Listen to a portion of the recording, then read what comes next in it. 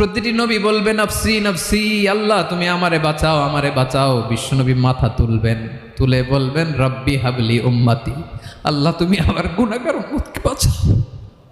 আল্লাহ বলবেন সাল তোতা, আপনি যা চাবেন তাই দেব। ওয়াশফা তুশাফা, সুপারিশ করেন সুপারিশ কবুল করব। বিশ্বনবী বলবেন আল্লাহ ওই স্পেশাল দোয়াটা দুনিয়াতে করি নাই, আজকে আমি তোমার দরবারে দাঁড়িয়ে কিয়ামতের দিন ওই দোয়াটা করছি। আল্লাহ আমার যে উম্মতের হৃদয়ে যাররা পরিমাণ ঈমান আছে, আমার একটা উম্মতকেও তুমি জাহান্নামে ঢুকাতে পারবা না।